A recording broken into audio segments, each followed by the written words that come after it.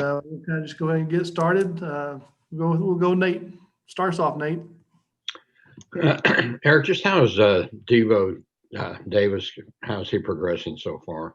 Yeah, I mean, I think that Devo's done a good job of kind of understanding the concepts of what we're trying to do. The one thing with Devo is we're trying to have him learn the 1, 2, and even some 3 at times. So learning all the plays at 3 different positions is not easy as you transition from a high school senior to a freshman at the college level. But he's a guy that when the shot clock breaks down, can kind of create and go get his own shot. Thanks. Still working, we're some areas that we're still trying to work with him on is, continue to improve as a shooter and continuing to understanding the value of taking care of the basketball. Thank you. Curtis. Hey, Coach, one of the things that stands out about that non-conference schedule again this year is you've got a lot of those low to mid-major programs that either won their league last year or they're supposed to be in the mix for that this season. Could you just talk about that strategy a little bit in terms of how it can impact your strength of schedule and then prepare you guys for SEC play? Yeah, I think the first thing really, Curtis, with the schedule, and Coach Ruta, spent a lot of time. I mean, we had so many different scenarios that kind of played out, some out of our control, obviously. But he's done a good job in the 5 years that I've been with Ruta, where he's kind of identified teams that he thinks can finish in the top 2 in their league. And then obviously that helps down the road. But I think the first thing as we met as a staff was, how do we limit our travel? Number one. How do we play, home games with the pandemic? And then, how do we avoid getting on planes as much as possible and limit our travel and so on and so forth. So a lot of different factors went into the scheduling, but not to get too far off track, Curtis, basically, yes, we did try to schedule quality opponents that could win their particular league that they play in.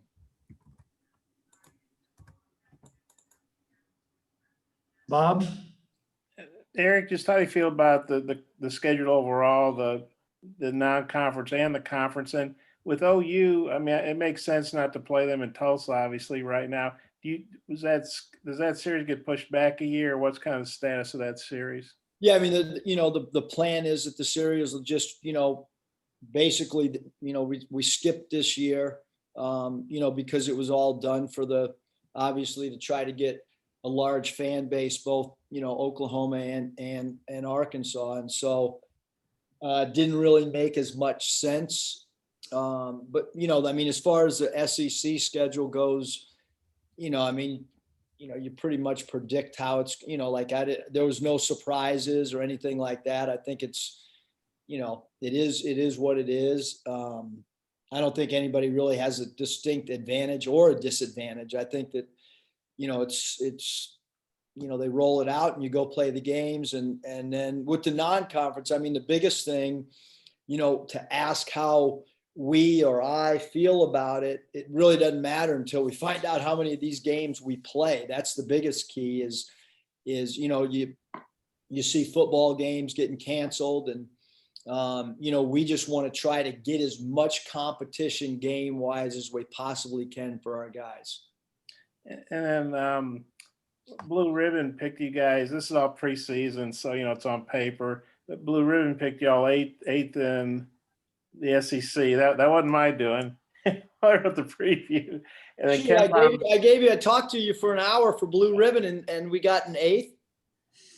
I don't think they were rating the story. I think the story's a 10, a number 1. And then Ken Palm's got you 7th, 54th nationally. And then the SEC poll's going to come out. I put you guys a little higher. I won't divulge that. But just how do you feel about that? Because obviously when Isaiah was coming back, you guys were in everybody's top 25. But, life's different without Isaiah, obviously. Yeah, no, I mean, we are a different team than where we were, when Isaiah was on the roster, and from a national, respect standpoint, probably, not a whole lot right now. So we have a lot to prove, and I think obviously the amount of scoring that Isaiah and Mason had for us, that's gone. And, we have some young pieces, and we need to stay or get healthy as well. But do you feel like nobody knows this team better than you do? Do you feel like maybe people are sleeping on Arkansas a little bit? I don't know. I think like we're in the lab every day trying to get better, and we're trying to find out who we are. And, I don't feel like myself or the coaching staff dictates roles or style of play. I think that, through this amount of time together, the guys kind of identify their own roles, and they identify the style of play based on what suits, the personnel we have. And so, I don't really know, because there's a lot of unknowns with our team. I brought up, lateral quickness defensively is an area that we're going to have to keep an eye on. Who's our go-to player late in games? The last 4 years, our teams have had the fewest amount of turnovers in the league that we played in. Can we value the ball and get a shot on goal and not turn the thing over? And, how selfish or unselfish will we play with one another? I think all those things are, unknowns for ourselves and for our team, and for the people outside our building as well.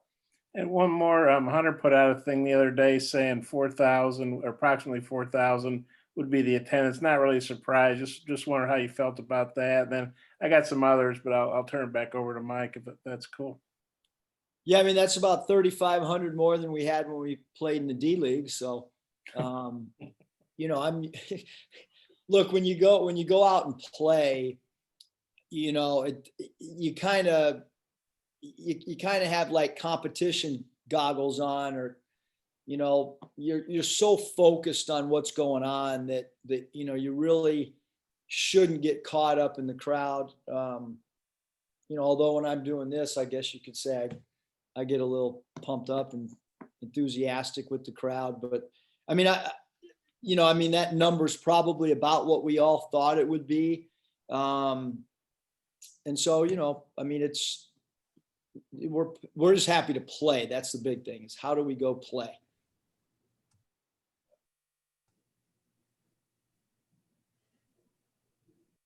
Hutch, you're up next. I didn't hear Mike. I got a couple of scheduling questions for you. I noticed that all of the non-conference opponents, they're from like bordering states, not too far away. Was that kind of by design? Yeah, not by design, kind of, but for sure. We wanted people that could get here without getting on airplanes, if need be. So that was a 1,000% Hutch. That was something that Coach Ruda and I and administration had talked about for sure. And then also y'all, you mentioned how like football games have been getting canceled. Teams are like adding games at various points during the season. Do you have teams like on standby in case a game falls through because of COVID? We haven't put any phone calls out or whatever, but just like every AD's got in his top drawer, he's got a list of coaching candidates. We have a list in our top drawer, a list of, programs that we would call if in fact need be at the last minute, for sure. Not in my drawer, but in Coach Ruda's drawer. Scotty? Hey, Coach, what intrigues you most about the two road games at Tulsa and Oklahoma State, and how are those two games going to challenge your guys? Yeah, I think one, Scotty, it's good that we have two road games, and I like the fact that we can bus to those games. Tulsa had an incredibly great year last year. They're well coached. They're tough. And then obviously Oklahoma State, has one of the premier players in the country in Cade Cunningham, and a potential lottery pick, and some other really good pieces around him. So, I think both those games are really, really good games. Obviously the Big 12, anytime you get an opportunity to play a Big 12 team is good. And then, like I said, Tulsa last year was one of the surprise teams in the entire country. Last one for you. Just how's Jalen Williams coming along? What are some of the traits of his that you like? Jalen's done really, really done a fabulous job.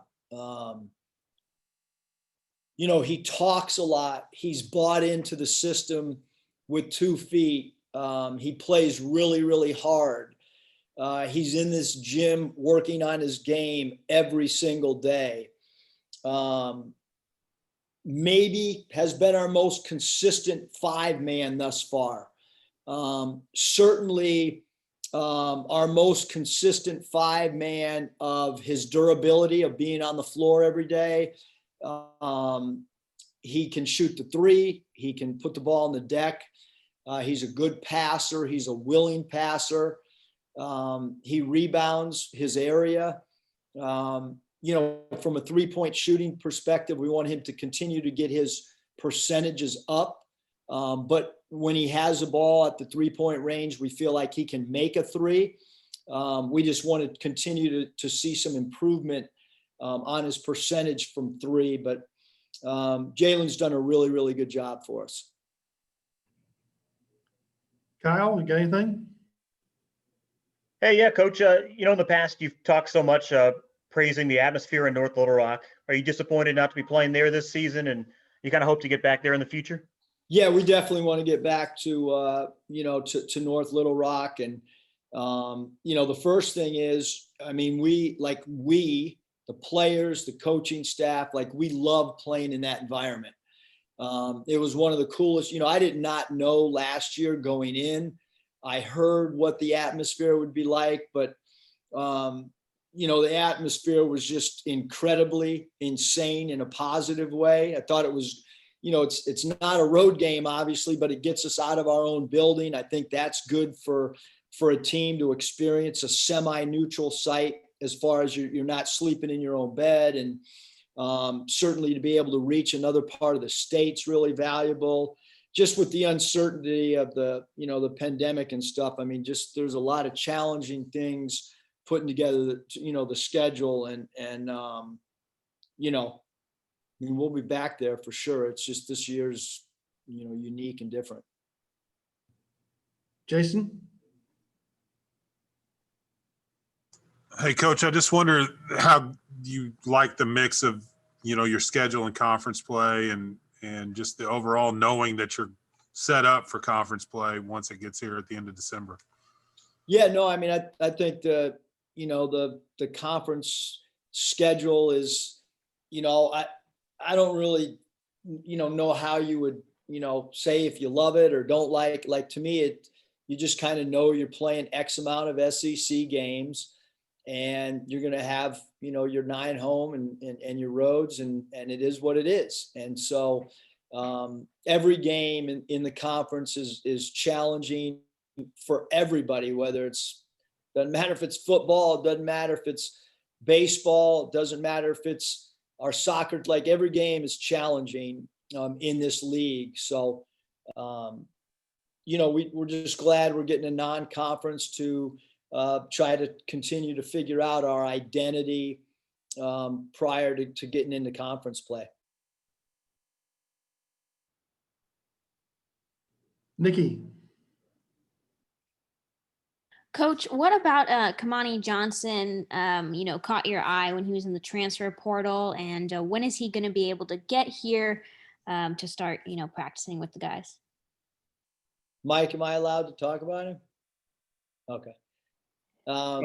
So, I think the first thing, Nikki, is, he's a high volume free throw attempt player, which is obviously something, if you look at the 5 years that, we've had a system in place that getting to the foul line is really, really important.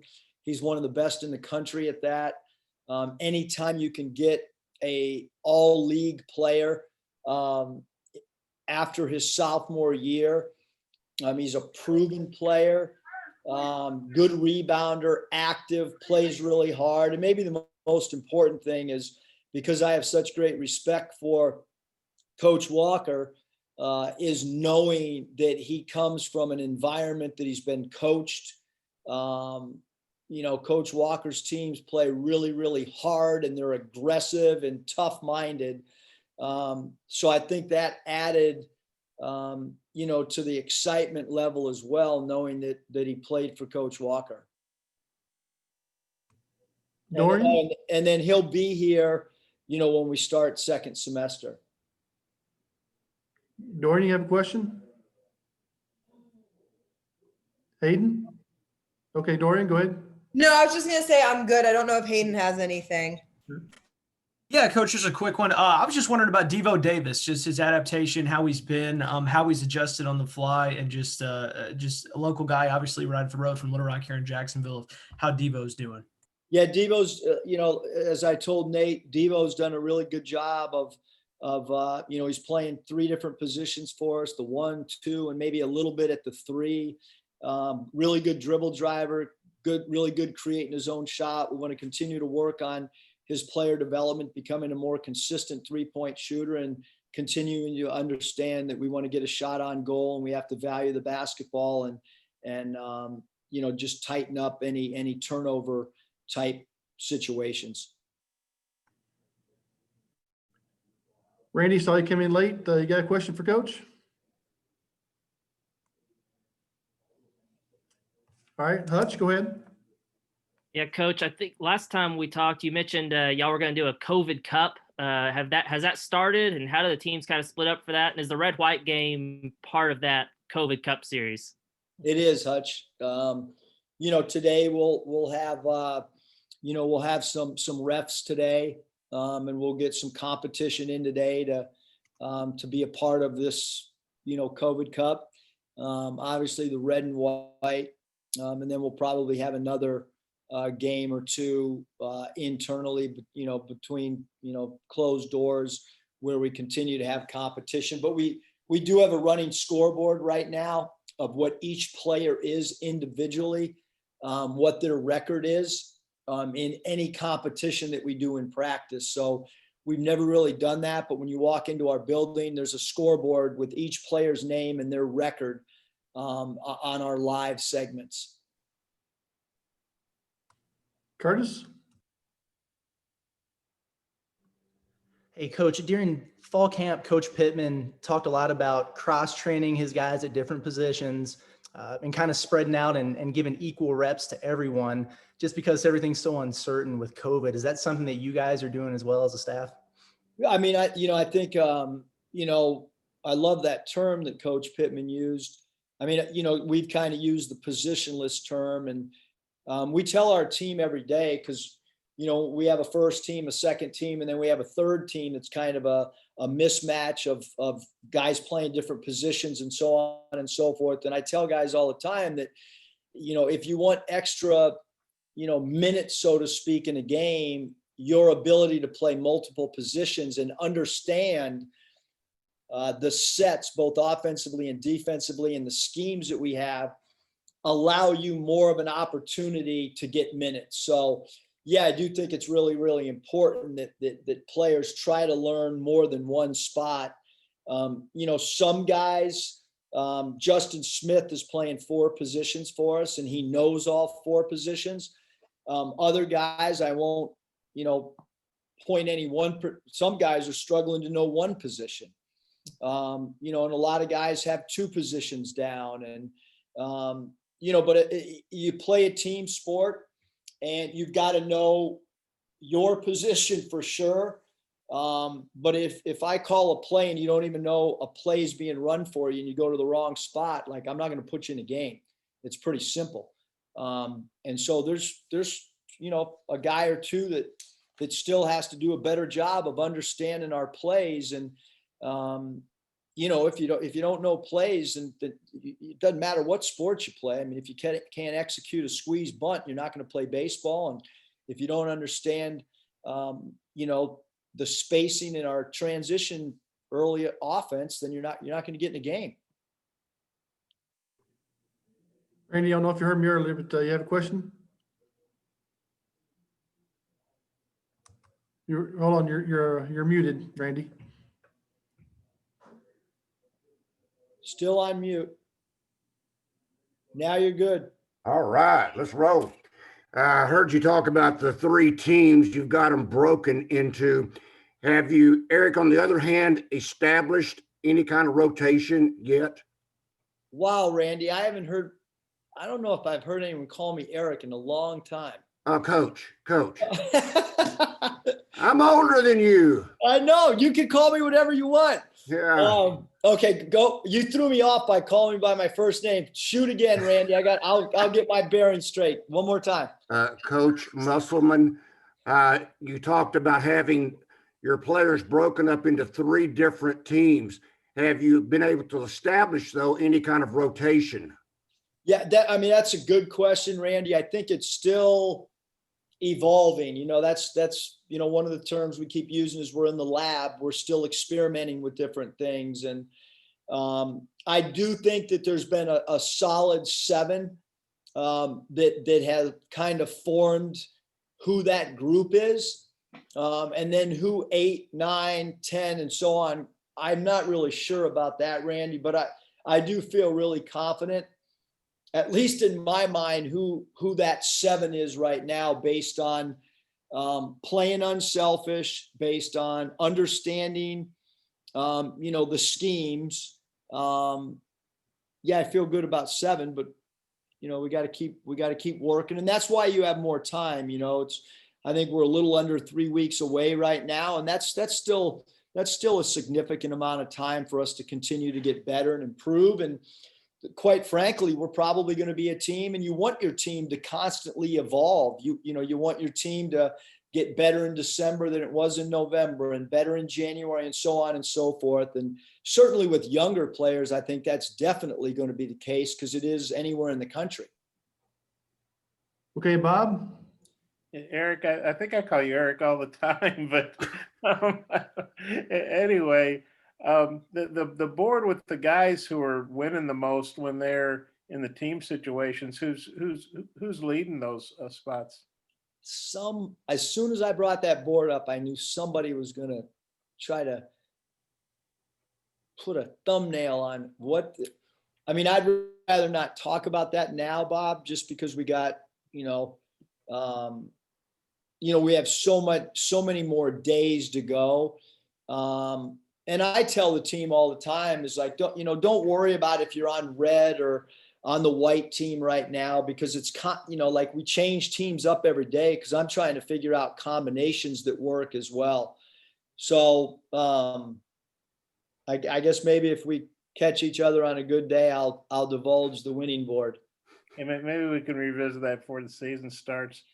And obviously, there's all these companies trying to come up with vaccines. And you hope, as we get into winter, they'll figure it out. How hopeful are you that there'll be a vaccine here in the near future, and how could that, positively impact the season? Wow, that's way over my pay grade. That's way over my IQ. Way over my IQ. I just know that my wife tells me every day, and not that anybody wants to hear it, but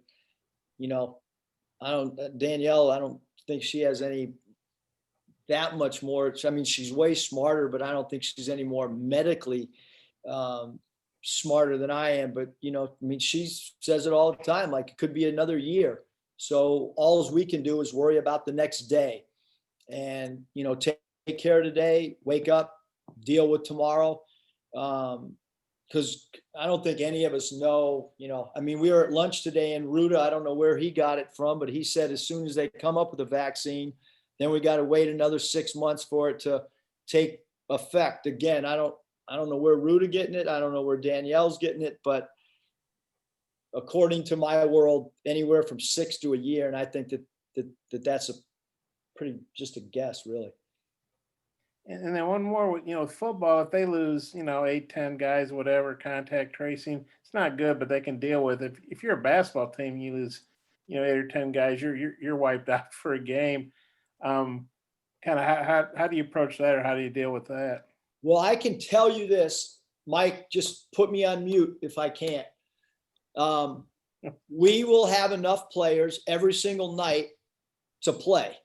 And we'll have enough coaches. Because we've had enough people that have had it, where, we're going to be able to play from our end. I'm not saying I will, because I still haven't had it, but we'll be able to play without me for sure.